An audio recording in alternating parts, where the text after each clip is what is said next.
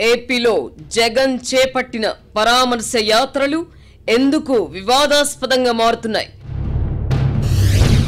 పరామర్శల మాటున తన మందబలాన్ని ప్రదర్శించుకోవాలన్నదే జగన్ వ్యూహమా? ఎన్నికలకు ఇంకా 4 ఏళ్ల గడువు ఉన్నా సీఎం అంటూ పెడబొబ్బలెందుకు? రెచ్చిపోతున్న కార్యకర్తల వాపును చూసి అదే తన బలమని జగన్ మురిసిపోతున్నారా? ఎన్నికల్లో ఘోరంగా ఓడిపోయిన జగన్కు అంతలోనే ఇంత ఉత్సాహం ఎలా వచ్చింది? ప్రతిపక్షంలో ఉండి కూడా అధికార పక్షాన్ని జగన్మోహన్ రెడ్డి ఎలా భయపెట్టగలుగుతున్నారు?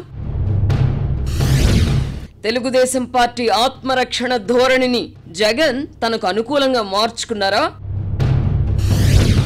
జగన్ మళ్లీ అధికారంలోకి వస్తే ఎలా అనే ఆందోళన కూటమి నేతల్లోనూ ఎందుకుంది?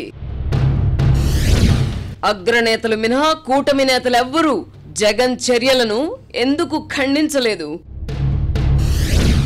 సోషల్ మీడియాలో రెచ్చిపోయే జన సైనికులు సైకో బ్యాచ్ను ఎందుకు ఎదుర్కోవడం లేదు? భయపెట్టే రాజకీయాలు చేస్తున్న జగన్ అండ్ కో ఇప్పుడు మీడియాను కూడా టార్గెట్ చేసిందా? రాజకీయ పార్టీలు మీడియాను ప్రత్యర్థిగా ప్రకటించుకోవడం ఇదివరకు ఎప్పుడైనా చూసామా? మీడియాపై దాడులు సమర్థనీయమే అయితే కేసీఆర్ జగన్ సొంత మీడియాలు మిగిలేవా? ఆర్కేను తమ ప్రత్యర్థిగా భావిస్తున్న కేసీఆర్ జగన్ ఆంధ్రజ్యోతి ప్రజాదరణను తగ్గించగలిగారా? విశ్వసనీయతే పెట్టుబడిగా కలిగిన మీడియాను లొంగ తీసుకోవడం నేతల చేతనయ్యే పనేనా?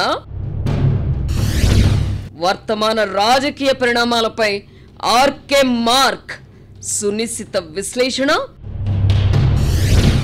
వీకెండ్ కామెంట్ బై ఆర్కే ఈరోజు రాత్రి 8:30 గంటల 30 నిమిషాలకు.